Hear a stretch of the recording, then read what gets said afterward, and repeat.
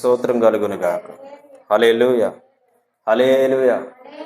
జాగ్రత్త వినండి. ప్రభు ఈ దినం మీతో మాట్లాడబోతున్నాడు. నిలువది మీరైతే మాట్లాడేది నేనన్న ఆ దేవుడే మీతో మాట్లాడబోతున్నాడు. దేవుని స్తోత్రం కలుగునుగాక. హల్లెలూయా. మన జీవితంలో లేదా మన బ్రతుకులలో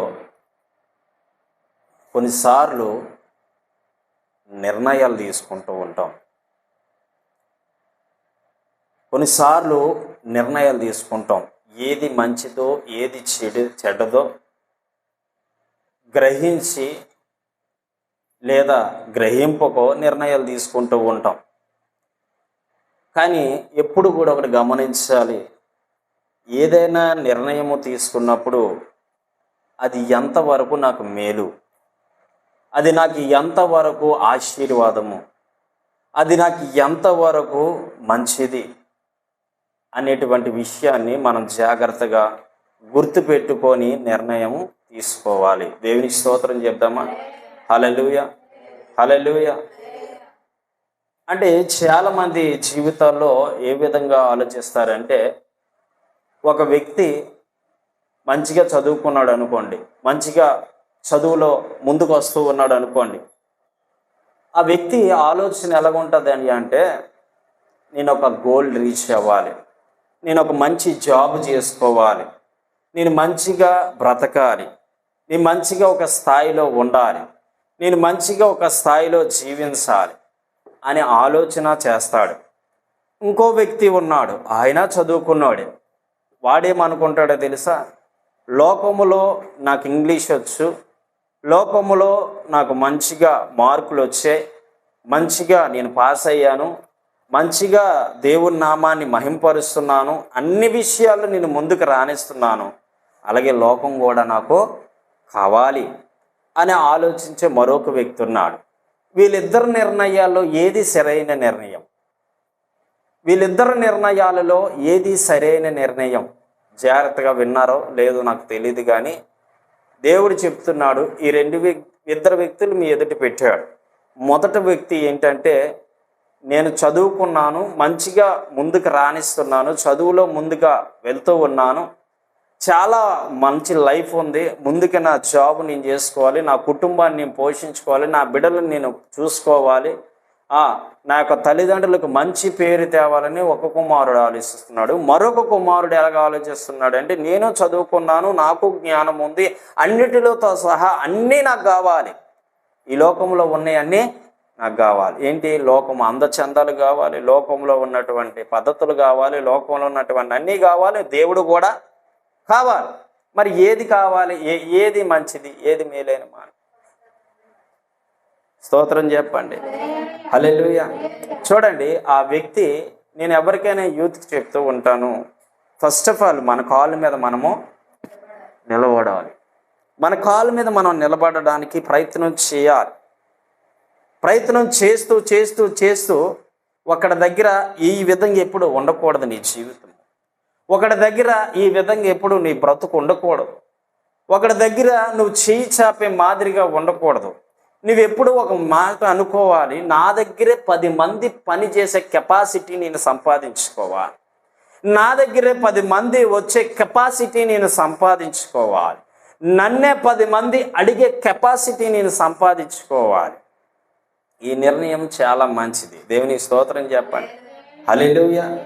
ఎదగాలి అనుకున్న ఆలోచన ఉంటే ఫస్ట్ ఆఫ్ ఆల్ నీ శరీరాన్ని నువ్వు పాడు చేసుకోనకూడదు, నీ మనస్సుని నువ్వు పాడు చేసుకోనకూడదు, నీ బుద్ధిని నువ్వు పాడు చేసుకోనకూడదు, నీ యొక్క వ్యక్తిగత స్వభావాన్ని నువ్వు పాడు చేసుకోకూడదు.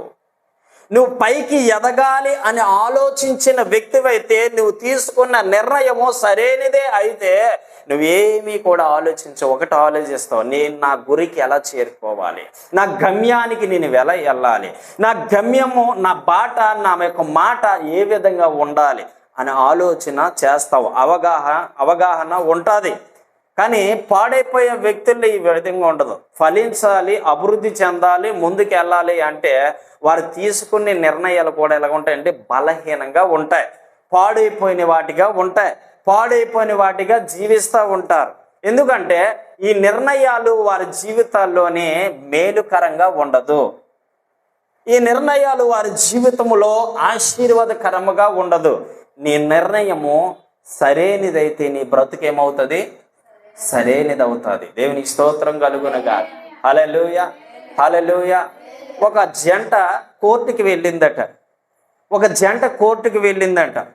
ఎందుకు వెళ్ళిందో, ఏ విషయంలో వెళ్ళిందో నాకైతే తెలీదు. కానీ ఆ జంట కోర్టుకి వెళ్ళి విడాకులు తీసుకున్నారట. ఏం తీసుకున్నారు? విడాకులు తీసుకున్నారంట. విడాకులు తీసుకొని ఏమయ్యిందంటే వాళ్ళిద్దరి మధ్యన ఏమైందో నాకు తెలియదు, ఎలాగైందో నాకు తెలియదు. కానీ చాలా ఏళ్ళు భార్య భర్త కనబడలే. వాళ్ళిద్దరూ కూడా వారి జీవితం వారు, వీరి జీవితం వీరు అనుభవిస్తూ జీవిస్తూ ఉన్నారు. కొద్ది సంవత్సరాల తర్వాత కోర్టు ఏం చేసిందంటే ఇద్దరికి డైవర్ట్ చేసింది. ఇద్దరిని ఏం చేసింది? విడదీసింది. ఆ కోర్టు ఏం చేసిందంటే ఆ విడాకుల పత్రాలు ఇచ్చేసిన తర్వాత భార్య కొన్ని సంవత్సరాల తర్వాత భర్తను చూడంగానే ఒక ఆలోచన వచ్చిందంట. ఏ ఆలోచన వచ్చిందంటే, నేను తీసుకున్న నిర్ణయము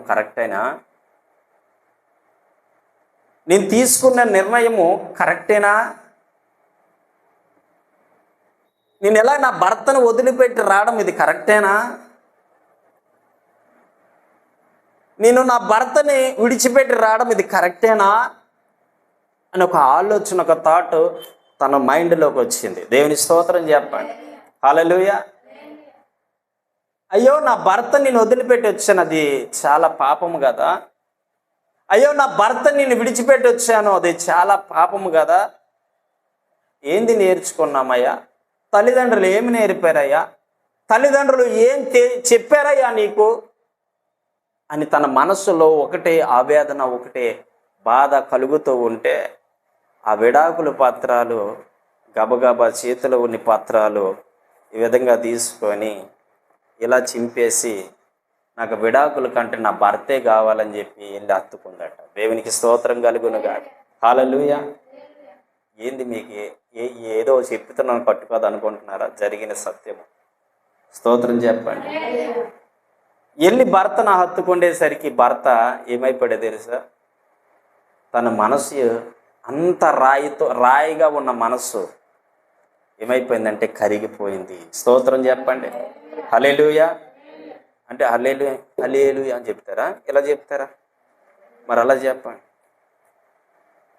భర్త మనసు కరిగిపోయి మరలా ఇరువురు కూడా ఏమైపోయినరో కలిసిపోయారు. దేవుని స్తోత్రం కలుగునుగా. అంటే కొన్నిసార్లు నిర్ణయాలు తీసుకుంటూ ఉంటాం, అది కరెక్ట్ కానే కాదు, తప్పు. నీ మనసును చెరుపుతుంది, నీ బ్రతుకును చెరుపుతుంది, నీ బ్రతుకుని నాశనంలో పడేస్తుంది. నువ్వు తీసుకున్న నిర్ణయం ఎలాగుండాలంటే దైవకపరమైన నిర్ణయమై ఉండాలి. దేవుడు నీతో మాట్లాడే నిర్ణయమై ఉండాలి. దేవుడు నీకు చెబితే చేసే విధంగా ఉండాలి. మనుషులు చెబితే కాదు, ఆవేశంలో తీసుకోవడం కాదు నిర్ణయాలు. ఇప్పుడు స్తోత్రం చెప్పు. ఆవేశంలో తీసుకుంటే అది కొంతకాలమే నీ దగ్గర పనిచేస్తా, తర్వాత అది ఏంటంటే ఇమేజ్ లాగా పోతుంది. పోతుంది. ఆవేశంలో తీసుకునే నిర్ణయాలు కాదు. ఆవేశంలో తీసుకునే నిర్ణయాలు కావు. ఎందుకో తెలుసా? నీ నిర్ణయమే నీ జీవితాన్ని సెటిల్ చేస్తుంది. స్తోత్రం చెప్పు. నువ్వు ఏ నిర్ణయం కలిగి ఉన్నావో జాగ్రత్త సుమ. అడుగు వేసేటప్పుడు ఆచితూచి వేయడం నేర్చుకో. మాట్లాడేటప్పుడు ఆచితూచి మాట్లాడడం నేర్చుకో. చెప్పే సమాధానం కావచ్చు, చేసే ప్రమాణం కావచ్చు, ఏదైనా తీసుకునే ముందు ఒక్కసారి కాకుండా 1-10 సార్లు ఆలోచించడం నేర్చుకో. ఆ నిర్ణయము నీకు ఏం చేస్తుందో తెలుసా? మంచి జీవితాన్ని ఇస్తుంది. దేవునికి స్తోత్రం కలుగునుగా. హల్లెలూయా, హల్లెలూయా. మంచి భవిష్యత్తుని ఇస్తుందండి. నువ్వు ఒక మంచి మీ పిల్లల్ని మంచి కాలేజీలో చేర్పించాలనుకున్న నిర్ణయం తీసుకున్నావు అనుకో, మంచి కాలేజీలో చేర్పించాలని నిర్ణయం తీసుకుంటే నువ్వేం చేయాలో తెలుసా? ఫస్ట్ ఆఫ్ ఆల్ దేవుడికి ప్రార్థన చేసి చెప్పాలి. ఫస్ట్ ఆఫ్ ఆల్ దేవుడికి ప్రార్థన చేసి చెప్పాలి, ప్రభువా నా కొడుకుని కాలేజీలో చేర్పించాలనుకుంటున్నాను. లేదంటే ఇంటికాడ సమస్యలు, బాధలు, ఇబ్బందులు ఉన్నప్పుడు ప్రభువా నేనేం చేయాలి, ఎలా చేస్తే దీని నుంచి నేను బయటపడగలుగుతాను అని ప్రభుతో చెప్పి నిర్ణయాలు తీసుకోవాలి. దేవునికి స్తోత్రం కలుగునుగా. హల్లెలూయా. నీ నిర్ణయం నీ జీవితాన్ని ఏం చేస్తుంది చెప్పండి? డిసైడ్ చేస్తుంది, మారుస్తుంది. నీ నిర్ణయం నీ జీవితాన్ని మారుస్తుంది. దేవునికి స్తోత్రం కలుగునుగా. చూడండి, ద్వితీయోపదేశకాండం 30వ అధ్యాయము 19వ వచనం. ద్వితీయోపదేశకాండము 30వ అధ్యాయము 19వ వచనం చదువుకుందాం.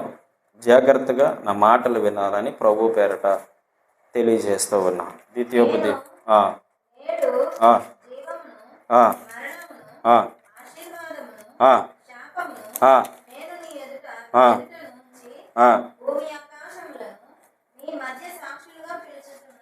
స్తోత్రం చెప్పండి, స్తోత్రం చెప్పండి. మనుష్యుడి ఎదుట దేవుడు ఏముంచాడు చెప్పండి? నేడు జీవమును, మరణమును, ఆశీర్వాదమును, శాపమును నేను నీ ఎదుట ఉంచి భూమి ఆకాశములను మీ మీద సాక్షులుగా పిలుచుచున్నాను. ఎవరి ముందు ఉంచాడు చెప్పండి? ఎవరి ముందు ఉంచాడు? మన ఎదుట పెట్టాడు. ఏంటి పెట్టాడు? జీవమును పెట్టాడు, మరణాన్ని పెట్టాడు, ఆశీర్వాదమును పెట్టాడు, శాపమును పెట్టారు. ఈ పెట్టింది ఎవరు? యేసుక్రీస్తు ప్రభువారు. దేవుని స్తోత్రం కలుగునుగా. హల్లెలూయా. ఈ మన ముందు పెట్టినప్పుడు ఈ మాట చెప్తున్న దేవుడు ఎవరయ్యా అంటే, భూమి ఆకాశంలో మీ ఎదుట సాక్షులుగా నిలబెట్టిన వ్యక్తి ఎవరయ్యా అంటే మన ప్రభు అయిన దేవుడు. స్తోత్రం చెప్పండి. నువ్వు జీవమును ప్రేమిస్తున్నావా? మరణాన్ని కోరుతున్నావా? ఇంకా ఆశీర్వాదమును కోరుతున్నావా? శాపమును కోరుతున్నావా? నీ నిర్ణయములో ఏ నిర్ణయం తీసుకున్నావు? జీవించాలన్న నిర్ణయం తీసుకున్నావా? చనిపోదామని నిర్ణయం తీసుకున్నావా? ఆశీర్వదించబడాలనే నిర్ణయం తీసుకున్నావా? శపించబడాలనే నిర్ణయం తీసుకున్నావా? ఏ నిర్ణయం తీసుకుంటావో నీకే ప్రభు అప్పగిస్తున్నాడు. నీ నిర్ణయము ఏదై ఉండాలి? నీ నిర్ణయం ఏమై ఉండాలి? దేవుడు నీకు పెట్టేశాడు, ఇంకా ఆయన సంబంధం లేదు. నీ ఎదుటి పెట్టాడు, నువ్వు తీసుకోవాలి అంతే. ఏం కావాలి? మరణం కావాలా? శాపం కావాలా? ఆశీర్వాదం కావాలా? లేకపోతే జీవం కావాలా? ఏం కావాలి? కొంతమంది చూడండి, కొంతమంది అంటారు చచ్చిపోతాను. ఆయన అన్నాడు అనుకో, చచ్చిపో అన్నాడు అనుకో, ఏం చేస్తా? తప్పన మరణం వచ్చేస్తుంది. మాత్రం డౌట్ లేదు, టక్కన వచ్చేది. విత్ సెకండ్స్ దీవించబడతాను అని నీ నోటి ద్వారా అన్నావు అనుకో, ఆయన అన్నాడు అనుకో, దీవించబడు అన్నాడు అనుకో, నేను మరి ఎవడో ఆపలేదు. నీ నిర్ణయం.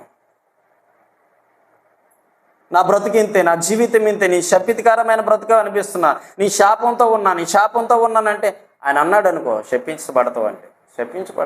ఎవరు నిన్ను దాంట్లో తప్పించే,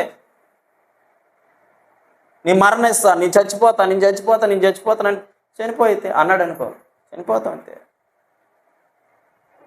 నీ నిర్ణయము ఏమై ఉండాలి? స్తోత్రం చేయి. హల్లెలూయా. గో నువ్వు చెబుతున్న ప్రతి మాట ఎవరుంటున్నారో తెలుసా? ఆకాశం ఉంటుంది, భూమి ఉంటుంది. అవి సాక్షులుగా మీ మధ్యని పెట్టాడు ఆయన. తెలుసా? ఏం పెట్టాడు?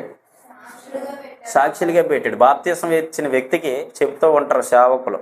ఏమని చెప్తారంటే, నీళ్ళు సాక్ష్యం ఇస్తాయట, ఆకాశం సాక్ష్యం ఇస్తుందట, భూమి సాక్ష్యం ఇస్తుందట, గాలి, వాతావరణం మొత్తం కూడా సాక్ష్యము ఇస్తాయట ఒకనాడు దేవుడికి. ఇదిగో పలానా రోజు పలానా ప్రమాణం చేసావు, బాప్తిసం తీసుకున్నప్పుడు నేను ఇంకా తాగను, నేను ఇంకా పాడు బుద్ధులకి వెళ్ళను, నేను ఇంకా పాడు పని చేయను అని బాప్తీసాలు తీసుకుంటారు. తర్వాత చూస్తే అవే నేను తీసుకున్నా. ఉదయాన్ని బాప్తీసం తీసుకొని సాయంత్రం తాగేసిన. నిజం, రియల్. తర్వాత నాకు తెలిసింది ఏది సత్యమో ఏది అసత్యం అనేది. దేవునికి స్తోత్రం కలుగునుగా. హల్లెలూయా, హల్లెలూయా. నువ్వేం కోరుతున్నావో భూమి ఆకాశములోని ఎదుట సాక్షిగా పెట్టాడు బిడ్డ. జాగ్రత్త. నీ నోరు కంట్రోల్లో పెట్టుకుంటే నీ జీవితం అంతా ఏమవుద్ది? కంట్రోల్లో ఉంటుంది. నీ నోరు కంట్రోల్లో పెట్టుకుంటే నీ జీవితం అంతా కంట్రోల్లో ఉంటుంది. స్తోత్రం చెప్పండి. హల్లెలూయా, హల్లెలూయా. జీవమును మరణమును ఆశీర్వాదమును శాపమును నేను నీ ఎదుట ఉంచి భూమి ఆకాశములను మీ మీద సాక్షులుగా పిలుచుచున్నాను. ఏం భూమి పిలుస్తాడా? భూమి, ఆకాశమా, ఈ బిడ్డ ఏం కోరుతూ ఉంది? ఆ బిడ్డ అండి మరణమే కోరుతుందయ్యా. అవి వెళ్ళి వాడి ప్రభుకి సాక్ష్యం ఇచ్చి అనుకో, మరణము తప్పించుట ఎవరి వల్ల కాదు. అందుకే మన నోటి ద్వారా పలికే ప్రతి మాట ఏమై ఉండాలో తెలుసా? ఆశీర్వాదము. స్తోత్రం చెప్పు. మన నోటి ద్వారా పలికే ప్రతి మాట కూడా ఆశీర్వాదకరంగా ఉండాలి, దీవెనకరంగా ఉండాలి. నీ బిడ్డలు అన్నావు అనుకో, వీళ్ళు ఇంతే, వీళ్ళ జీవితాలు ఇంతే, వీళ్ళ బ్రతుకులు ఇంతే, వీళ్ళు మారరు, వీళ్ళు ఇంతే, ఇంకా ఎందుకు పనిచేయరు అని నీవే కన్న తల్లిగా అంటే వాళ్ళు నిజంగా దేనికి పనిచేయరండి. దేనికి పనిచేయరు, దేనికి పనిచేయరు. నా పిల్లలు ఎప్పుడు తిట్టడం నాకు తెలియదు. పాపమొత్తి కొడతానేమో కానీ ఎప్పుడు తిట్టడం నాకు తెలియదు. వజ్రం తల్లి అంటాను, బంగారు తల్లి అంటాను. ఎందుకు ఈ మాట అంటానంటే మన దగ్గర లేకపోయినా వాటిని కోరుకుంటున్నాను. నా పిల్లల్ని ఎప్పుడు తిట్టడం నాకు తెలియదు. అస్సలు ఎంత కోపం వచ్చినా సరే కొడతా. దండించమని దేవుడే చెప్పాడు. చితిని పనులు చేస్తే దండించమని దేవుడే చెప్పిండు. అని తిట్టడం తెలియదు. నువ్వు అలా పోతావు, నువ్వు ఇలాగైపోతావు, నువ్వు ఇలాగంటావు, ఇలాగవుతావు అంటే నేను ఎప్పుడు అనుకోను. నా పిల్లలు దేవుళ్ళు వాడబడాలని ఆశిస్తాను. మంచి సింగర్లు అవ్వాలి, మంచి సేవ చేయాలి, దేవునికి ప్రీతికరమైన సేవ చేయాలి. నేను ఎప్పుడు కూడా ఎక్కువగా ఆలోచించింది నా పెద్ద కుమార్తె కోసం. ఎందుకో తెలుసా? ఆవిడ సేవకురాలు అవ్వాలి, ఇంగ్లీష్లో టీచింగ్ చేయాలి, బైబిల్ ఇంగ్లీష్లో బోధించాలి. నాకు ఆసక్తి అది. మంచి ప్రాఫిట్ అవ్వాలి. దేవుడు ఆల్రెడీ మాట్లాడాడు, అవుతుంది. ఆవిడ కోసం బాధ. నా పిల్లలు మంచి సింగర్లు అవ్వాలి. ఎవరు ప్రార్థన చేసినా అంటారు, దేవుడు 3 కుమార్తెలు ఇచ్చాడు నీకు, ఫిలిప్ కుమార్తెలు వాడుకున్నట్టు దేవుడు మీ కుమార్తెలు వాడుకుంటాడు అని ఎంతోమంది సేవకులు చెప్పారు. వాళ్ళు ఆ రోజు చెప్పినటువంటి ఆ నిర్ణయించినటువంటి మాట దేవుడు ఆల్రెడీ అక్కడ నిర్ణయించేశాడు. దేవుని స్తోత్రం కలుగునుగా. నిర్ణయం ఎవరి చేతిలో ఉంది? ఎవరి చేతిలో ఉంది? ముందు నీ చేతిలో ఉంది. నువ్వు ఏది కోరుకుంటావో అది ఆకాశానికి భూమికి సాక్ష్యంగా పెట్టి అప్పుడు ఆయన దాన్ని తీసుకొని జరుగునుగాక అంటాడు. అంతే, జరుగునుగాక అంటాడు, జరిగిపోద్ది. ఇంకెనక ముందు ఆలోచించిన అవసరం ఏమీ లేదు. స్తోత్రం చెప్పు. ఇప్పుడు చెప్పండి, మన నిర్ణయం తీసుకునేటప్పుడు ఆలోచించాలా వద్దా? చెప్పాలి. చూడండి, సామెతలు 3వ అధ్యాయము 5వ వచనం. సామెతలు 3వ అధ్యాయము 5వ వచనం.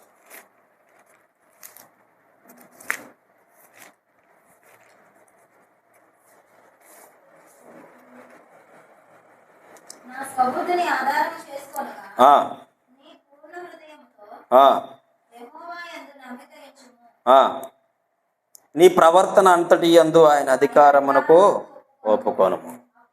చాలు చాలు నాన్న, చాలు. ఇక్కడ ఏమంటున్నాడంటే నీ స్వబుద్ధిని ఆధారం చేసుకోవద్దు. ఏం చేసుకోవద్దట? నీ స్వబుద్ధిని ఆధారం చేసుకొని నిర్ణయాలు తీసుకోవద్దు.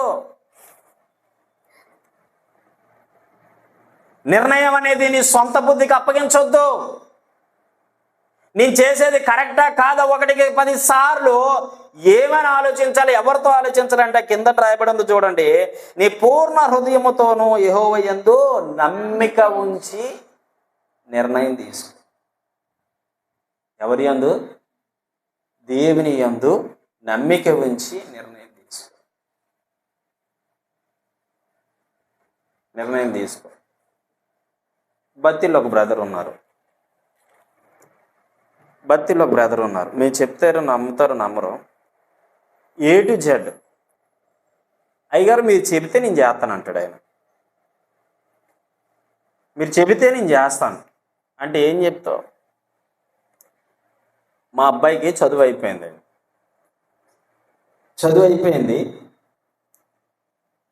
తనకి 6 నెలలు ట్రైనింగ్ ఉంటుంది జాబ్ కావాలండి. ఎన్ని నెలలు? జాబుకి వెళ్ళాలా వద్దా ఏమని అడుగుతున్నాడు తెలుసా? జాబ్ చాలా ఇంపార్టెంట్, జాగ్రత్త వినాలి. అతనికి చాలా భేద పరిస్థితి, కానీ నన్ను ఏమని అడుగుతున్నాడు? కానీ కొంతమంది ఏం చేసుకుంటారు, స్వబుద్ధిని ఆధారం చేసుకొని జాబ్ చేస్తేనే మేము పోషింపబడతాం కాబట్టి జాబ్కి నా కొడుకు వెళ్తే ఆ డబ్బులు తీసుకొస్తే నేను నా కుటుంబం హ్యాపీగా బ్రతుకుతాం అని ఆలోచించే ఈ రోజుల్లో ఆయన అంటున్నాడు, ఆయన పంపిస్తే మేలు జరుగుతుందా కీడు జరుగుతుందా అని ప్రభు చిత్తాన్ని అడుగుతున్నాడు. ఆమేన్ చెప్పరే? మీకు నా మాట అర్థమైందా? ఒక పేదోడు తినడానికి తిండి లేకపోతే ఆహారం పెడతాను అయ్యా అంటే ఏమంటాడు? అడుగుతాడా లేకపోతే తినేస్తాడా? కానీ ఈయన అలాగనట్లే. ఏమనంటున్నాడో తెలుసా? నా కొడుకు జాబు చెయ్యడం ప్రభు చిత్తమ్మా కాదా పాస్టర్ గారు ఒకసారి ప్రార్థన చేసి చెప్పండి అంటే నేను అన్నాను, అయ్యా పంపించండి, దేవుడు చెప్తున్న మాట అనుకో, పంపించు అని చెప్పిన. పంపించని చెప్తే ట్రైన్లు ఖాళీ లేవు పాపం. బత్తెల్లోంచి దాదాపు చెన్నై వెళ్ళాలి అంటే ఖాళీ లేవు పాపం. 4-5 సార్లు ఫెయిల్డ్ అయితే మరలా ఒకసారి అడగండి పాస్టర్ గారు ప్రభుని. ఆయన ఏమని అడుగుతున్నాడు? మరలా ఒకసారి అడగండి పాస్టర్ గారు అంటే మరలా ప్రార్థన చేసి నువ్వు వెళ్ళు, నీ కొడుకుని పంపించు, దేవుడు అద్భుతమైన కార్యాలు అక్కడ చేయబోతున్నాడు. హల్లెలూయా. చెప్పిన రీతిలోనే వెళ్ళాడు. మొట్టమొదట జీతం 10వ భాగం ఎంబడి ఫోన్పే కొట్టాడు.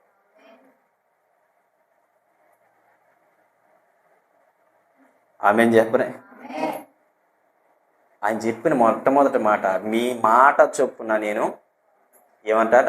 మీ మాట చొప్పున. ఎవరి మాట చొప్పున? నా మాట కాదు, దేవుని మాట చొప్పున పంపించారు. నా కొడుక్కి 14,800 రూపాయలు ఎంతో వచ్చింది.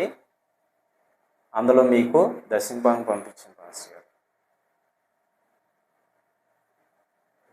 స్తోత్రం చెప్పరే? అప్పుడు ఆయన విశ్వాసం మరింత బలపడి మరల ఇప్పుడు ఏమంటాడు తెలుసా? బండి కొనుక్కోవాలా వద్దా దేవుని అడగండి పాస్టర్ గారు అన్నాడు. స్తోత్రం చెప్పరే? అప్పుడు నేను అన్నాను, దేవుడు ఇవ్వబోతున్నాడు తీసుకో అయ్యా అన్నాను. దేవుడు ఇస్తాడు తీసుకో అన్నాను. అయితే ప్రార్థన చేయండి అన్నాడు. దేనికి? అమౌంట్ సెట్ అవ్వడానికి. అప్పుడు ప్రార్థన చేసాం. దేవుడు అనుకోని రీతిలో ఆయనకి డబ్బులు సమకూర్చాడు. మొన్న ఫోన్ చేసి అంటున్నాడు, మాకు ఒక డేట్ ఇవ్వండి సార్, మీరు ఖాళీ చూసుకొని మాకు ఒక డేట్ ఇవ్వండి అంటే ఎందుకు అన్న, బండి కొనాలనుకుంటున్నాను. దేవుని స్తోత్రం చెప్పండి. ఏం కొనాలనుకుంటున్నాడట? ఈయన ఎవరిని అడుగుతున్నాడు? తన సొంత మనసును అడిగి చేసేసుకుంటున్నాడా దేవుడిని అడిగి చేస్తున్నాడా? మనమైతే స్వబుద్ధి ఆధారం చేస్తాం.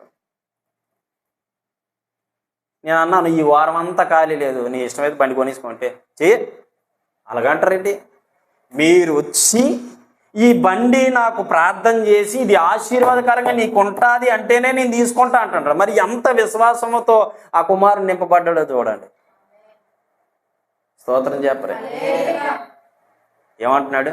మీరు వచ్చి షోరూంలో ఈ బండికి ప్రార్థన చేయండి. నేను ఏ బండి అయితే తీసుకోవాలని ఇష్టపడుతున్నానో ఆ బండికి ప్రార్థన చేయండి. ఆ ప్రార్థన చేసిన తర్వాత దేవుడు తీసుకో, ఇది నీకు ఆశీర్వాదకరంగా ఉంటుంది అంటే నేను తీసుకుంటా. నీ షోరూమ్కి వచ్చి షోరూంలో బండి కొనాలంటే అలాగైతే తీసుకుంటా, లేదా తీసుకొని అంటున్నాడు. నాకు డేట్ ఇవ్వండి అన్నాడు. ఈ వారం అంతా ఖాళీ లేదన్నాను. ఖాళీ లేదు, నేను బయటికి వెళ్తున్నాను అంటే, మరి ఏ రోజు మీకు ఖాళీ అవుతుందో ఆ డేట్ చెప్పండి సార్, మీరు రాసుకుంటాం అన్నాడు. దేవుని స్తోత్రం చెప్పండి. ఎవరిని ఆధారం చేసుకుంటున్నాడు? స్వబుద్ధినా? నిర్ణయం అనేది దేవుని చిత్తమై ఉండాలి. ఆమె చెప్పు. అప్పుడు నువ్వు అభివృద్ధి చెందుతావు, ఆశీర్వదించబడతావు, దీవించబడతావు, హెచ్చిస్తాడు దేవుడు, ఫలింపజేస్తాడు.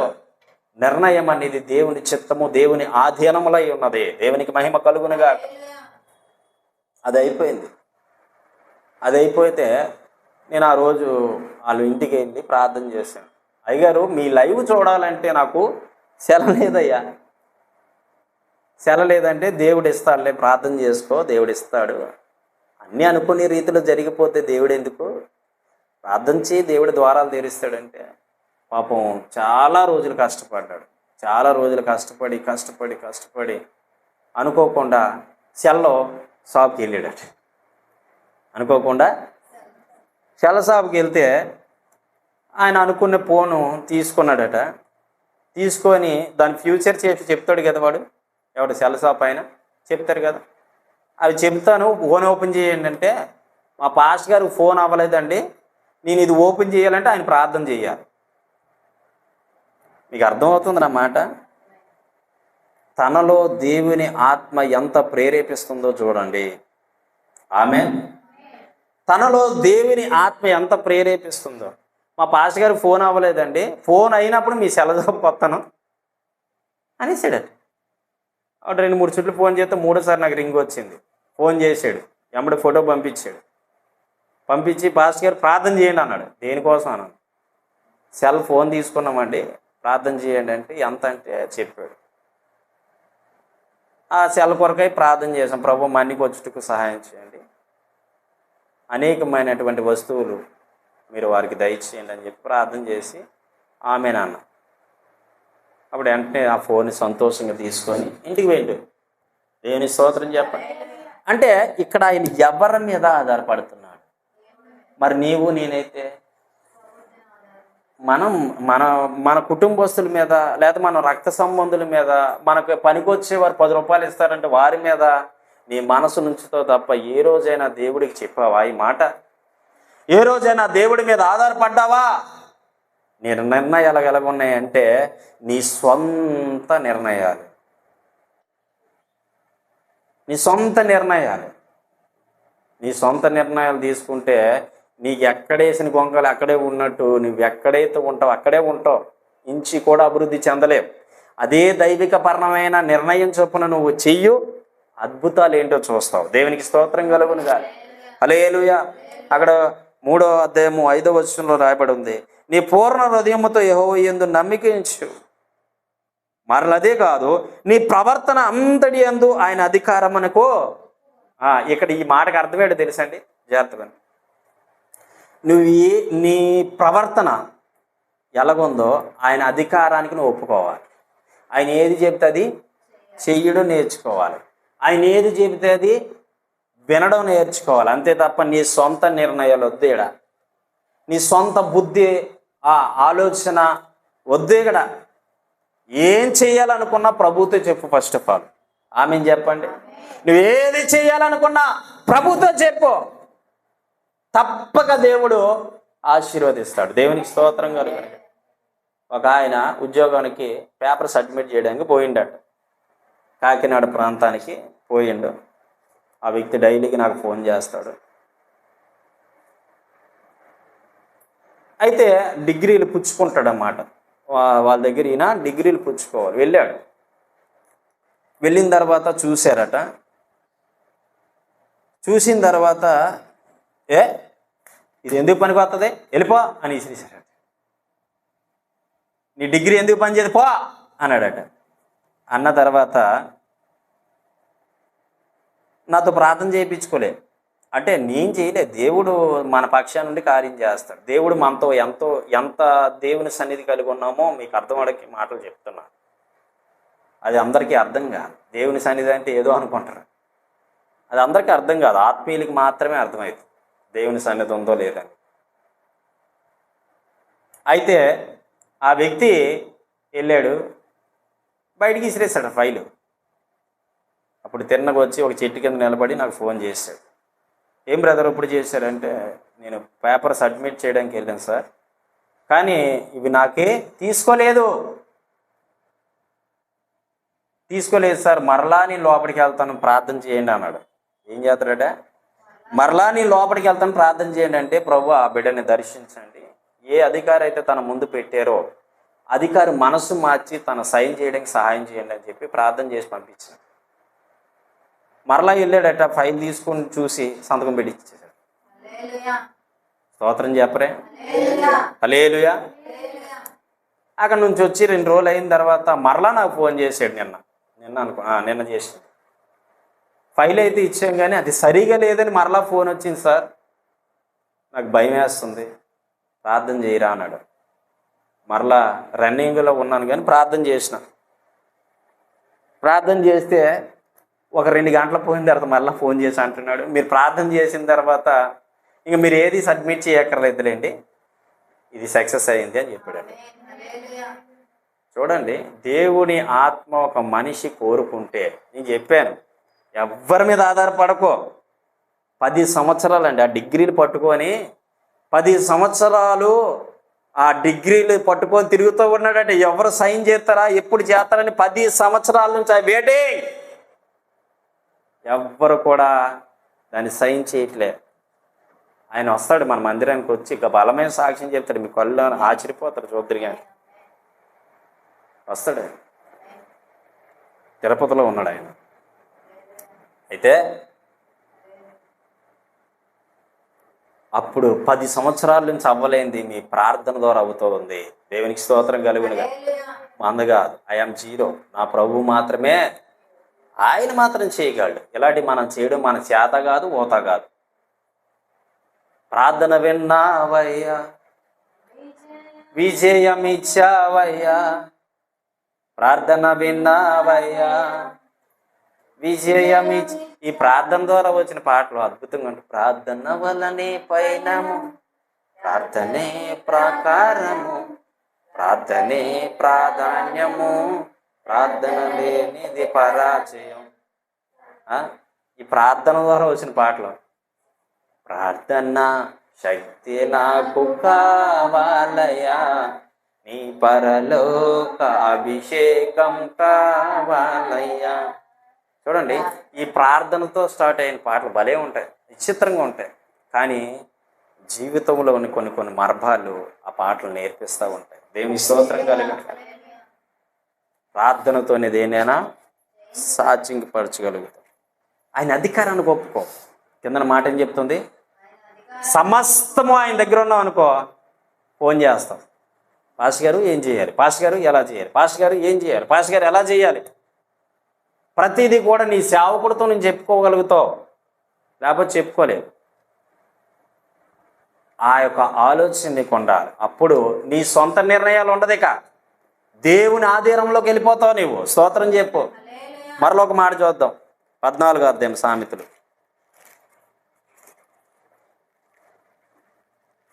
14వ అధ్యాయం 12వ వచనం.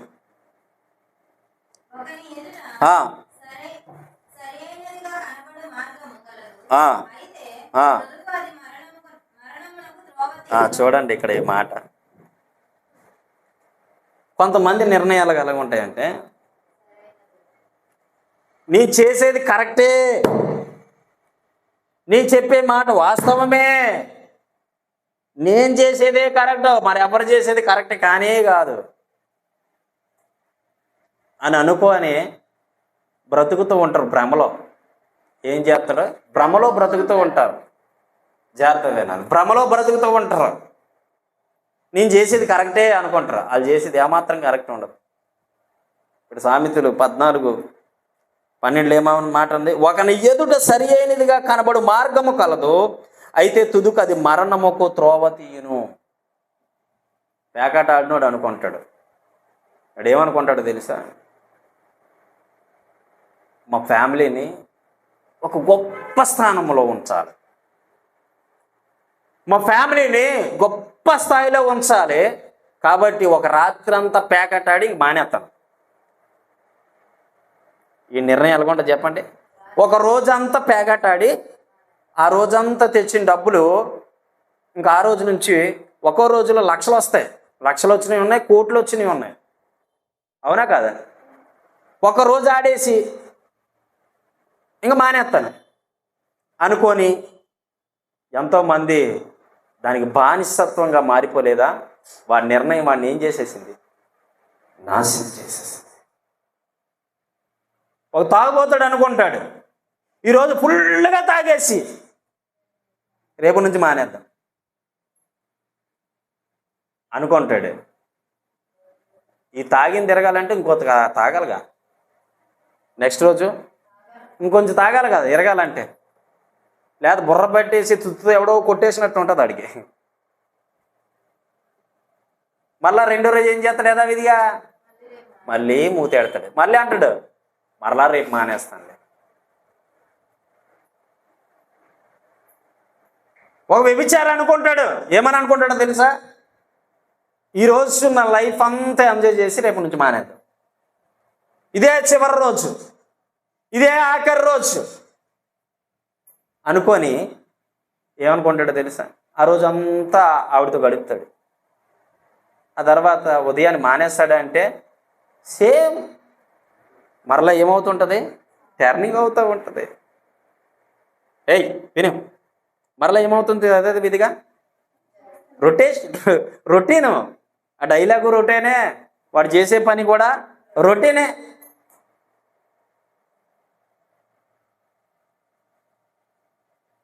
చూడండి, ఒకని ఎదుట సరి అయిన మార్గం కలదు, ఒకని ఎదుట సరి అయినదిగా కనబడు మార్గము కలదు, అయితే తుదుకది మరణముకు త్రోవ తీయును. అప్పు చేస్తున్నాడు అనుకుంటాడు, ఇదిగో ఈ ఒక్కప్పు చేసి ఇంక మానేద్దాం, కానీ అప్పుకే బానిసత్వం అయిపోతాం. అప్పుకే రేస్ క్లబ్లోకి వెళ్ళాడు అనుకుంటాడు, ఏమని అనుకుంటాడో తెలుసా? ఈ ఒక్కరోజే చక్కగా ఆడేసి ఏం చేస్తాడట? నెక్స్ట్ రోజు మానేస్తాం అనుకుంటాడు. కానీ అది ఏం చేస్తుంది? ఆ భూతం ఏం చేస్తుంది తెలుసా? వాడిని పట్టుకొని మరలా కూర్చో, నీకు మంచి డబ్బులు ఇప్పిస్తా అంటది. ఓ రోజు నాకు సేవలోకి రాకముందు అనుభవం చెప్తున్నాను. రేస్ క్లబ్లు నాకు తెలియదు, గుర్రం రేసులు ఆడుతారు తెలుసా మీకు?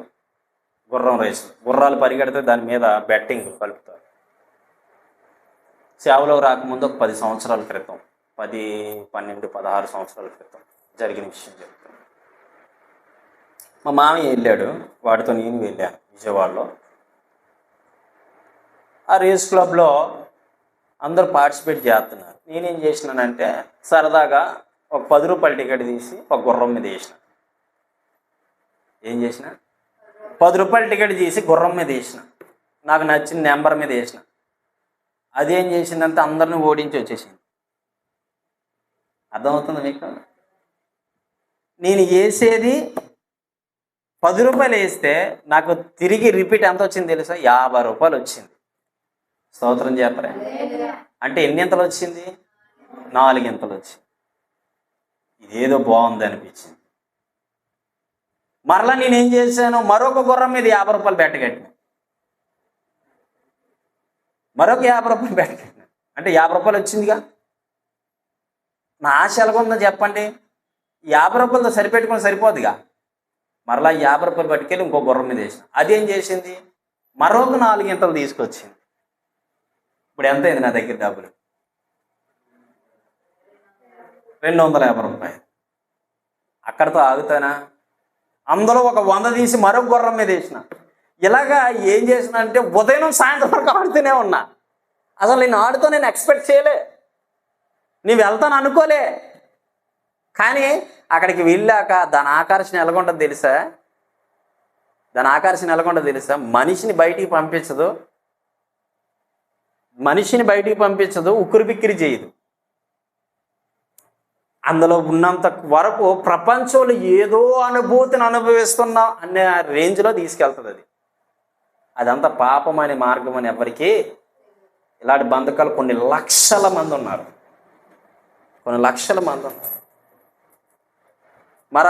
మా సైడు తిరణాలు జరుగుతూ ఉంటాయి. ఎన్నో నెలల నుంచి అంటే ఫస్ట్ నెల నుంచి 3వ నెల వరకు తిరణాలు జరుగుతుంటాయి. మా పక్క ఊర్లో జరుగుతూ ఉంటే ఒకసారి నేను ఒక తిరణాలకి వెళ్ళి, ఇది కూడా ఒక 20 సంవత్సరాల బ్యాక్ చెప్తున్నాను, టోపీ జెండాలు కొన్ని సింబల్స్ ఉంటాయి. టోపీ మీద ఒక ₹10 వేసా పట్టుకెళ్ళి. మీకు అర్థమవుతుందా? నా జీవితంలో జరిగే సత్యాలు చెప్తున్నాను. ₹10 వేసా. అప్పుడు వరకు ఏ సింబల్స్ వచ్చి ఆ రోజు 3 టోపీలు వచ్చాయి. 3 టోపీలు వచ్చేసరికి అవి తీసుకున్నాను. అవి తీసుకొని అలాగ ఆడుతూ ఉంటే ఇంచుమించు నా చేతిలో ₹220 ఉన్నాయి. నాకు ఎలాగనిపించింది తెలుసా? తెగొచ్చేస్తుంది సంపాదన. అందులో లోకం నిన్ను లాగుతుందని సంగతి మర్చిపోయి ఎప్పుడు ఆడడం సాధ్యత కాదు నాకు. డబ్బులు వచ్చే కొద్ది ఆసక్తి అయిపోయింది. ఇలాగ ఎంతో కొన్ని వందల లక్షలాది మంది బానిసత్వ బ్రతుకుతూ ఉన్నారు. బానిసత్వ జీవితము జీవిస్తూ ఉన్నారు. దేవుడు నీ ఎదుట సరి అయిన మార్గాన్ని పెట్టినప్పటికీ కూడా నువ్వేం చేస్తున్నావో తెలుసా? నీ బ్రతుకుని నాశనం చేసుకుని మరణం వరకు పోతావన్నా. ఇదండి వారు చేసే పని. నేను నిర్ణయాలు తీసుకున్నప్పుడు, ఎక్కడికైనా వెళ్ళినప్పుడు 1-10 సార్లు ఆలోచించు. లేకపోతే నీ నిర్ణయమే నీ జీవితాన్ని ఏం చేస్తుంది? నాశనానికి నెట్టేస్తుంది. దేవుని స్తోత్రం కలుగునుగా. హల్లెలూయా. అది ఏ నిర్ణయమైనా కావచ్చు, ఏ నిర్ణయమైనా, అది డబ్బు సంపాదించాలని నిర్ణయమైనా, లేదంటే కార్లు కొనుక్కోవాలనే నిర్ణయమైనా, లేదంటే పెళ్లి చేసుకోవాలనే నిర్ణయమైనా, పెళ్లి చేసుకోవడానికి ఇంకా ఎక్కువ నిర్ణయాలు తీసుకోవాలి. ఇది కరెక్టా కాదా? ఇది దేవుని చిత్తమా కాదా? ఒక ఆయన నాకు ఫోన్ చేశాడు, అన్న నేను ఒక అమ్మాయిని బాగా ఇష్టపడానన్నా, చూసినప్పుడల్లా ఆ అమ్మాయి జ్ఞాపకం వస్తుందన్న, మా ఇద్దరికి పెళ్ళి అవుతుంది లేదన్న ప్రార్థన చేసి ప్రవచనం చెప్పంత. నువ్వు మనిషివా దున్నపోతురా అని అడిగినా నేను. ప్రార్థన చేశాట ప్రవచనం చెప్పమంటున్నాడు. వాళ్ళు తిరిగిడంతా నేనేమో తెర మీద బొమ్మ వేసి నాకేం చూపించినట్టు, మా ఇద్దరికి ఎలాగుంటుంది దాన్ని మ్యారేజ్ చేసుకుంటా అన్నాడు. నేను అన్నాను, అమ్మాయి మంచిది కాదు బాబు, చేసుకోకలే అన్నాను.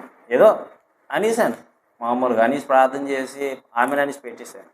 ఆ 2వ రోజు ఫోన్ చేసి అంటుంటావు, మీరు చెప్పింది వాస్తవేనన్నా, నేను డైరెక్ట్గా అమ్మాయిని ఎత్తుకుంటే వెళ్ళాను, వేరే అబ్బాయితో తిరుగుతున్నాను.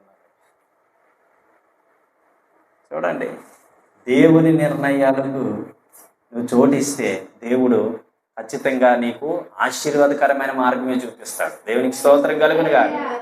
వినండి ప్రియమైనటువంటి దేవుని ద్వారా, నీ నిర్ణయం ఈరోజు ఎలాగుంది? నీ భవిష్యత్తు నీ నిర్ణయం మీద ఆధారపడి ఉంది. నువ్వు తీసుకునే నిర్ణయాలు కరెక్టా? జాగ్రత్తగా వేచి ఉండి ప్రభు నామాన్ని మహిమపరచాలి. ప్రతి విషయం కూడా ప్రభుతో చెప్పు. ఏ విషయమైనా నువ్వు ప్రభు పాదాల చెంత పెడితే తప్పక దేవుడు నీకు సహాయపడతాడు. దేవునికి మహిమ కలుగునుగాక. హల్లెలూయా.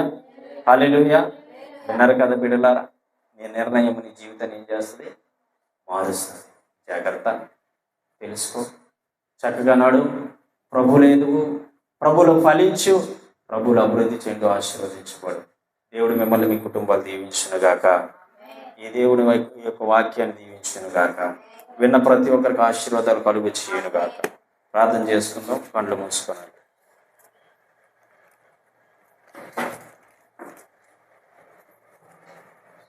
మహాపరిశుద్ధుడా, ప్రేమ కలిగిన మా తండ్రి, దయగలిగిన ప్రభా, కృప కలిగిన మా యేసయ్య, మీకు వందనాలయ్యా.